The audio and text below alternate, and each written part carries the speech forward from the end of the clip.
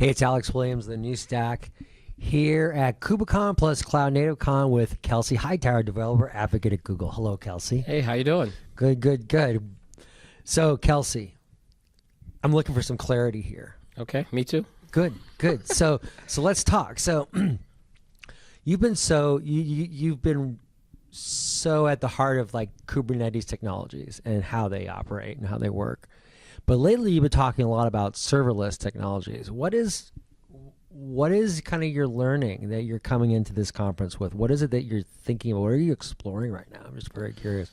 Yeah, so breaking down the word serverless, for a lot of people it means almost whatever you want it to mean these days. Right. But I think there's this movement around. There are so many managed services at this point that the number of problems you can solve, I think I talked about this recently, that you can now give it its own buzzword. So that means the database now is fully managed, security parts fully managed. It's serverless. Yeah, so the serverless. And then if you think about it, we've been on this trajectory for a while with DNS and email, Salesforce, if you will. So we've already kind of started adopting these things, but now we're starting to see it to our server-side workloads. So then you say, hey, what are we removing? We're removing that ability or the need to think about the server. So now you have serverless because now managed services are eating that world as well. So they're eating that world as well. And how so?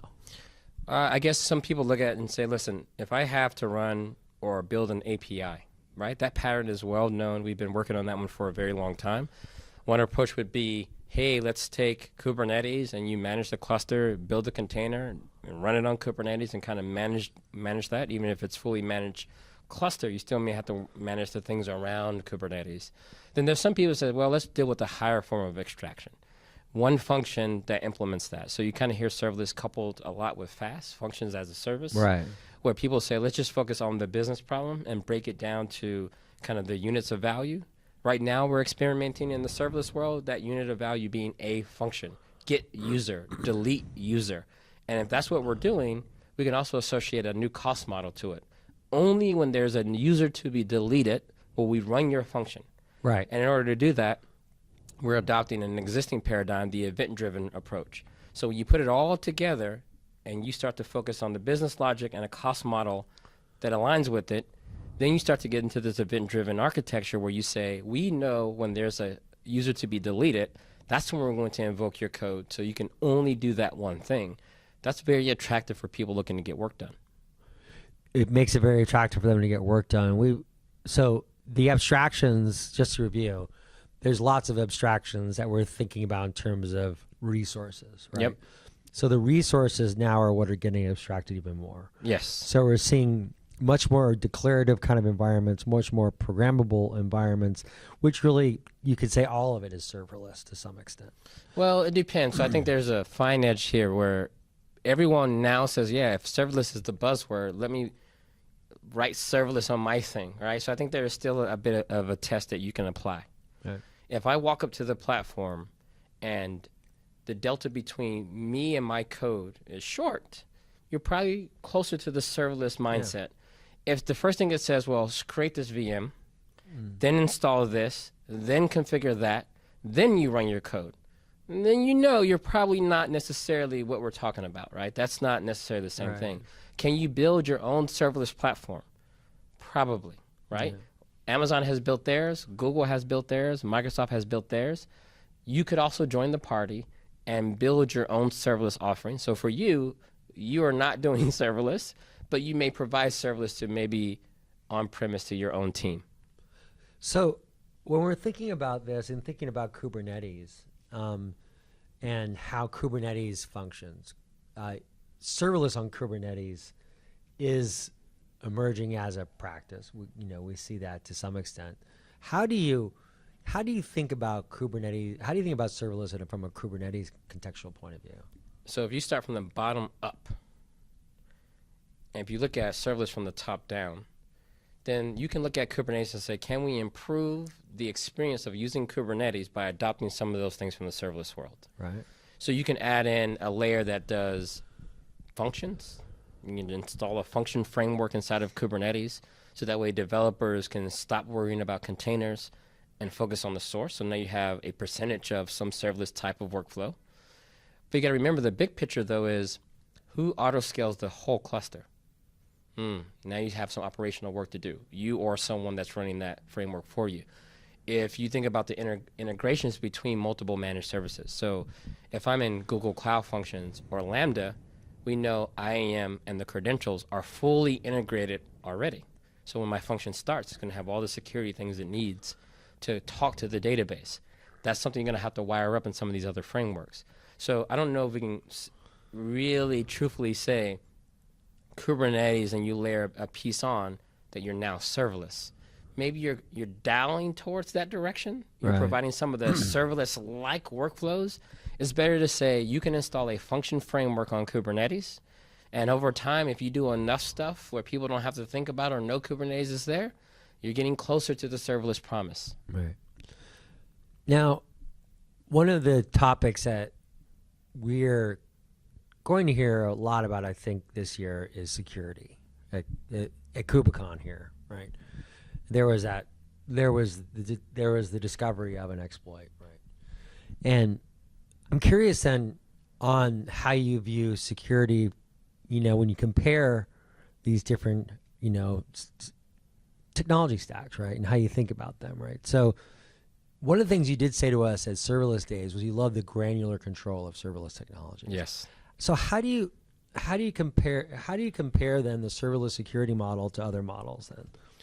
So for a long time in our industry, we've been trying to do this least privileged approach, meaning if I have an app that only needs to talk to this one database, give it enough credentials to talk to just that one database. So if you think about it, a side effect of doing things manually where this one server is running this one application and it has this one credential that can only do that, that's great. So if you compromise this one server and it doesn't have access to anything else, then you can kind of isolate that a bit. The Kubernetes approach can be different, especially if you mismanagement. So the cloud providers, we do a lot of work to make sure that all the credentials needed to do important things are segmented from like your VM or Cloud Functions or App Engine or Kubernetes. But imagine if Kubernetes is where everything lives for you. You take Kubernetes, now you're responsible for the whole thing cluster-wide. So the thing that you're doing one machine at a time, now you're like, let's just do it cluster-wide. So this is what we call broadening the blast radius. Yes. So instead of one machine being taken down, you're now making it a little bit easier for the whole set of machines to be taken down in one shot. Right. So this is where people have to be careful. So some people say if I have Kubernetes, and if I give Kubernetes keys to the castle, and I can compromise the Kubernetes API, yeah, that's pretty much everything just by compromising the Kubernetes API. The ways you compromise the Kubernetes API has many vectors. One is using kubectl to talk to the Kubernetes API. One could be running a container that runs in a cluster that then talks to the Kubernetes API.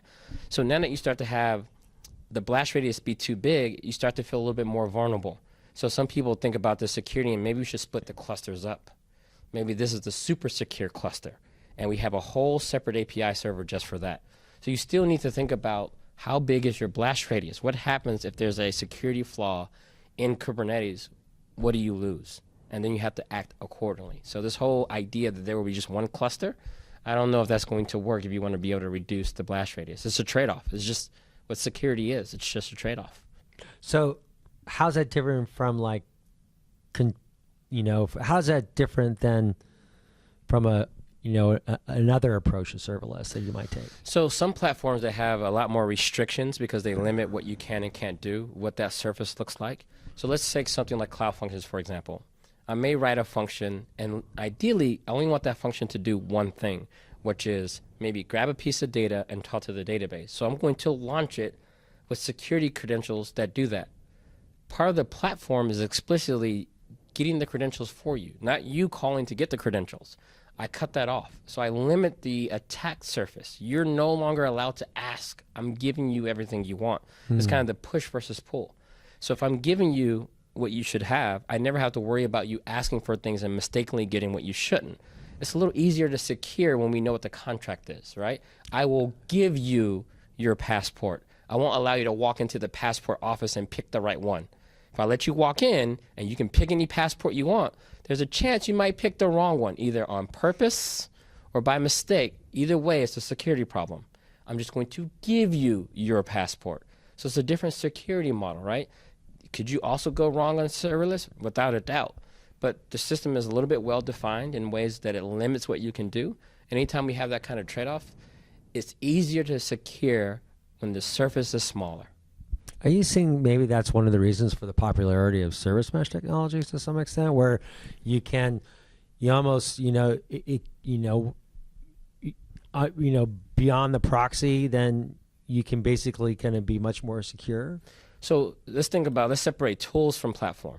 Okay. If I was building a platform that wanted to provide all these security constructs, meaning limiting who can talk to who, what it can talk about, then I need something like a service mesh, something that provides the ability to express that kind of granularity.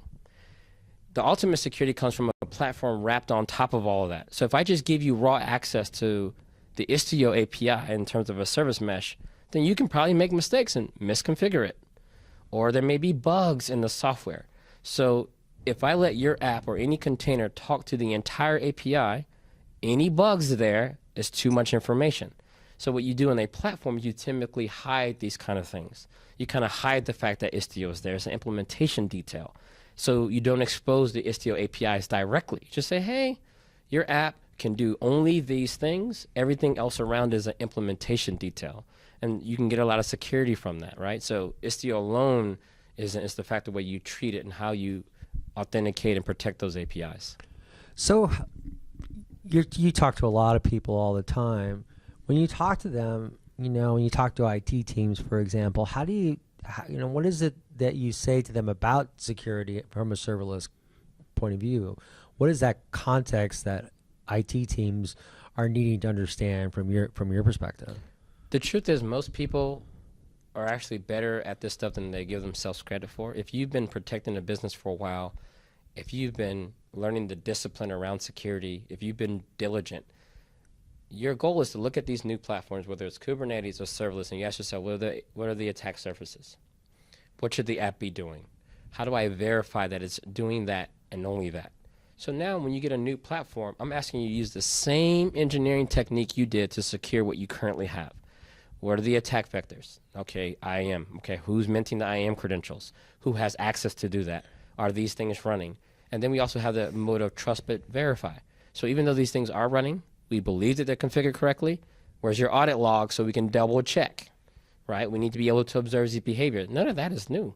That's a very concrete discipline around security. You just got to apply it to these new platforms. So the big thing there is I got to teach you what these new platforms are doing so you can apply the same principles. And that's critical because you don't want to have to change everything, obviously. Right? Yeah, or if you approach this in a naive way and you say, I'm going to do some container security, right, the kernel is still there. Yeah. So the same principles apply to the VM to this world. It's just that you have a different layer of abstraction that you may have to add some additional security to using the same principles. And so that's what I do. So that's the best practice then? Always. Every industries I've ever seen or ever been in, when you learn the basics and the principles, your job is to take those principles and apply them to new domains and new areas. And that's how you stay safe. Because there's gaps in these products. You may look at a new product and say, someone hasn't covered the basics here. That's a gaping security hole. Is that not happening? Are you seeing that? It takes time, right? So think about it. If I start a new project by myself, I'm scratching my own itch. Yeah. And I'm like, look, it works. Well, Kelsey, where's the authentication layer? Who needs that? That's an omission, right? It takes a while to get to this maturity, right? So the more we use these systems, we will always continue to find flaws, and it takes a community to identify them flaws and patch them. So now that our community is much more mature, you see these dedicated security researchers looking to proactively find these vulnerabilities and patch them before they're exploited. That's the maturity cycle. Mm-hmm. Mm-hmm. So where are we in that maturity cycle? Where are we? Where are things right now? Are there best practices emerging that are based on those foundational principles? As we learn, I'll talk about Google's Kubernetes offering, for example. Yeah. Part of that offering is that we need to apply the best practices you're talking about.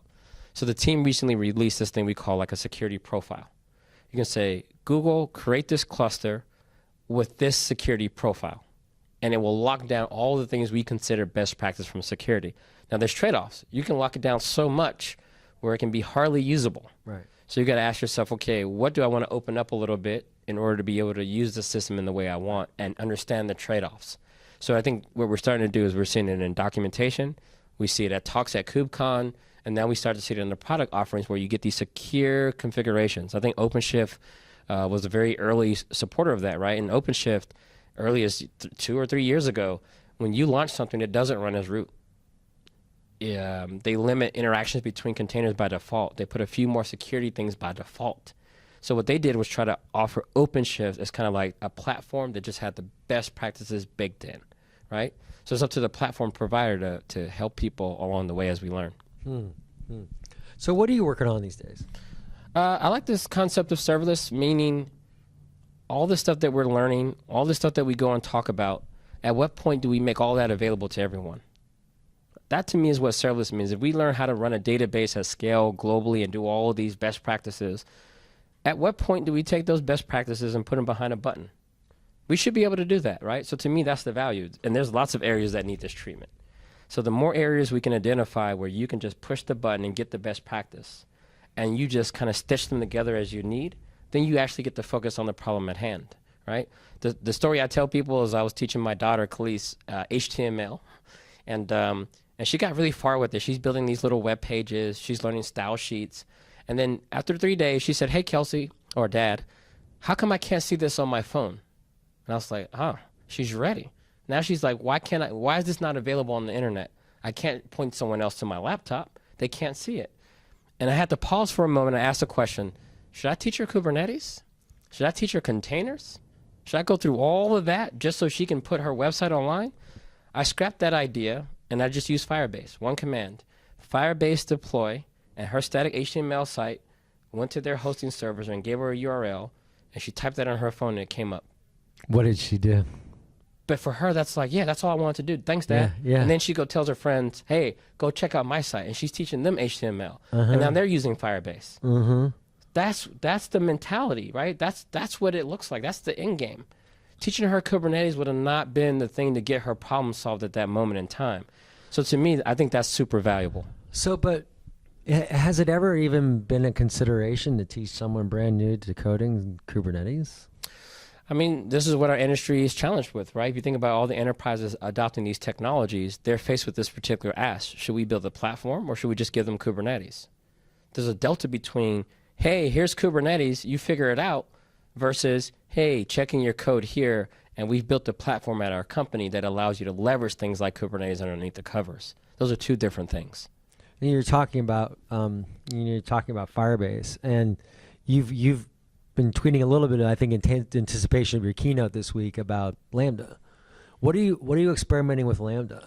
So I think Lambda's done a good job of like bringing this concept of serverless, at least the functions as a service, the event model, having a lot of their products produce events, and then being able to consume them through this compute layer.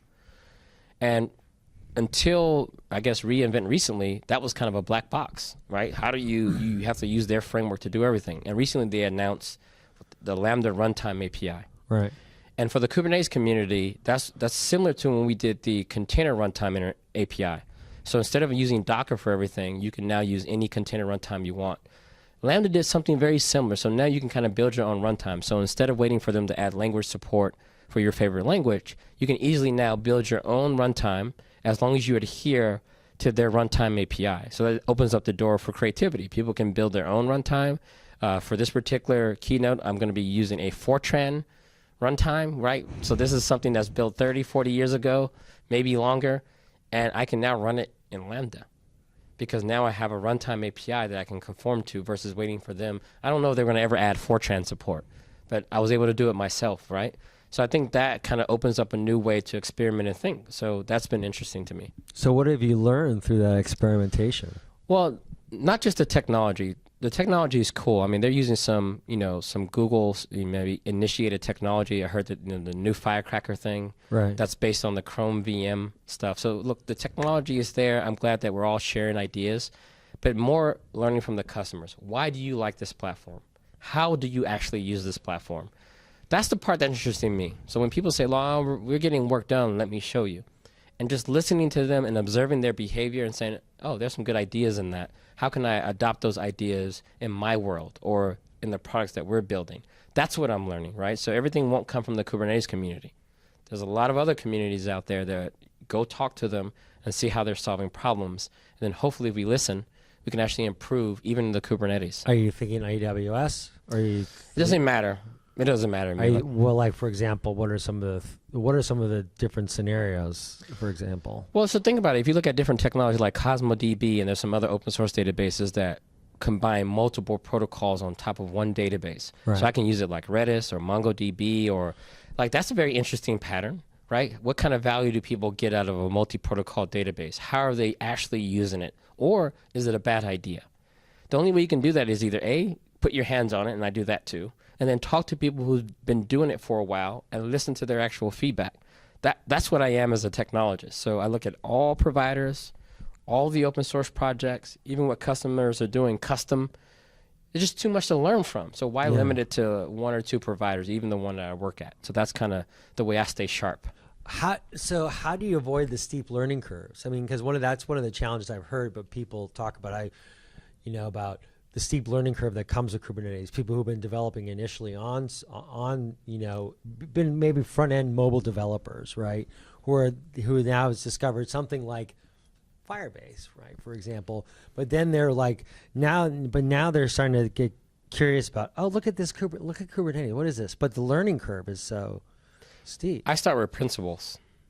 So the principles to me of Kubernetes is it's going to take my binary and it's going to run it on a server.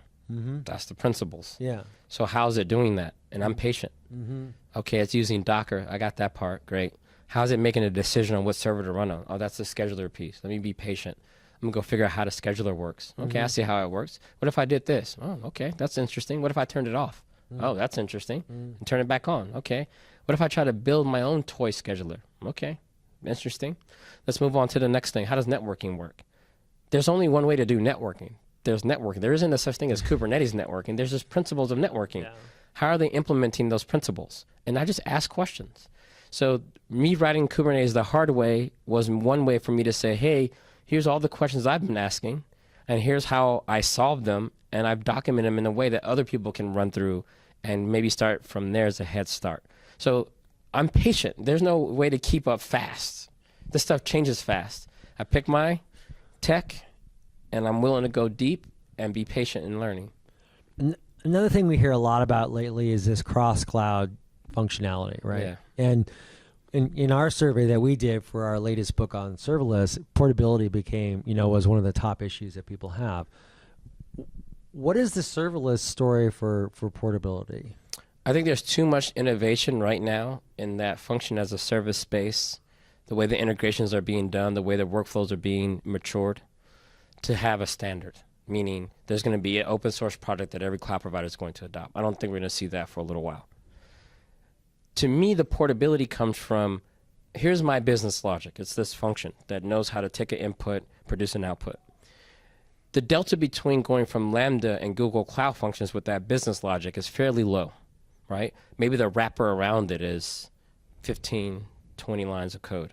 Great. That's my migration cost. Pick one, get as much value as you can. And when you have to, for whatever reason, you're going to have to write those 20 lines of code. Great. That's your migration cost. Deal with it. That's what it's going to be. What's making that cost easier is when these platforms are well documented. This is where the credentials come in. This is the library you call to do X. So now when you look between these platforms, it's really easy for you to say, okay, in Amazon, I import this library. In Google, I import this library. Great. My logs go here. My logs go there. Great. I get it. That's the switching cost. And that's getting easier over time, not because they're the same, it's because they're getting more and more well documented. It's the documentation. Yeah, a lot of times in place of standards, interfaces do the trick. You know what I mean? Like like the way people learn multiple languages, they can talk to each other because someone learns both, and they can do the translation. It's okay. We don't need to teach everyone one language globally and then we throw away the rest of them. If you learn the differences between the language, then you can do a reasonable, good job of translation. And if you're visiting a country where they all speak a particular language, then you use that language. That's how this thing works. So use the language that makes the most sense. So when it comes to these platforms, if you get a lot of value with the things around the platform, If you're in Google and you want to use Spanner, you can get a lot of value by just using the credentials that gets injected into your function. If you go to Amazon, maybe you get value from a different service. It's okay to go all in on that value. Are you seeing that? Yes, the people that are starting to get it, this whole multi-cloud and cross-cloud, you got to break that down to very concrete situations. What are you trying to make cross-cloud? Well, I want this business logic to work the same in both. Okay, we can fire up 2 VMs, and I can copy a Linux binary, and they will both run the same.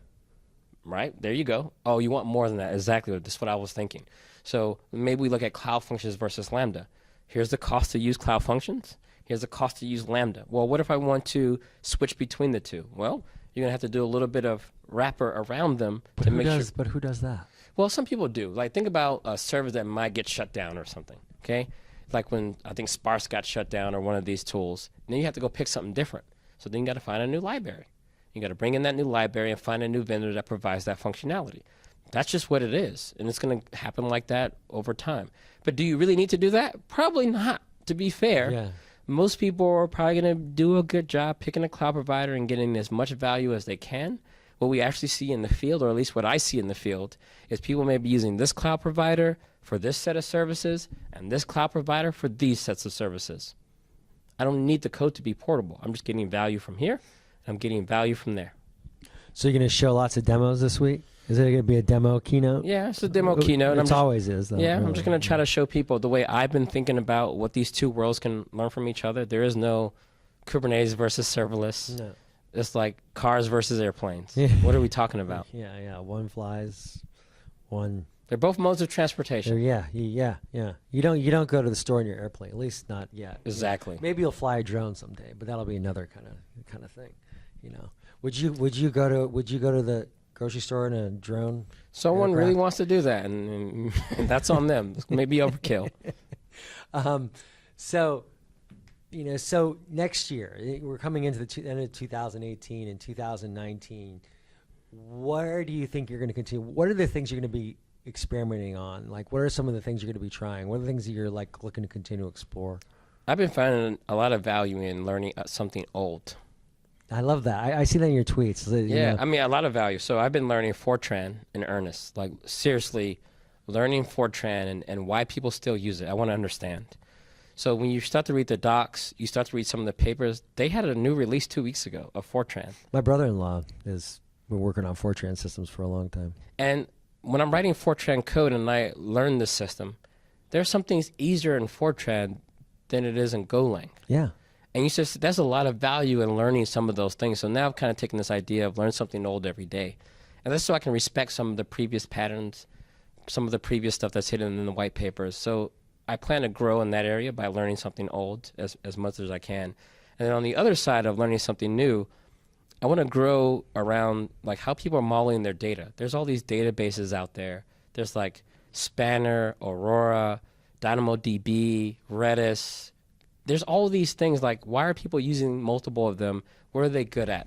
Because that's a big part of our architecture these days. It's not about run this piece of code.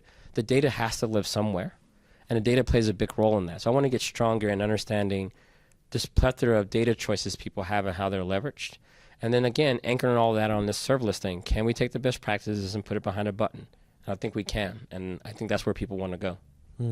So anything specifically you're thinking about? I mean, Fortran, for example, learning the old technologies and SQL, like man, SQL's still the king, right? This thing, even NoSQL databases, quote unquote, or key value stores are adding SQL compliant interfaces on top. Mm-hmm. So there's a lot of value in having those skills that come from the past and staying good at them and staying sharp on them. On the new side, it's like just listening to people and watching them work, also learning new ways of working. Everything I do in the future doesn't require a container, and that's okay. That is okay. That is okay. Anyway, Kelsey, thank you so much for taking some time to talk. It's great to see you again, and have a great keynote. We'll talk to you soon. Awesome. Thank you.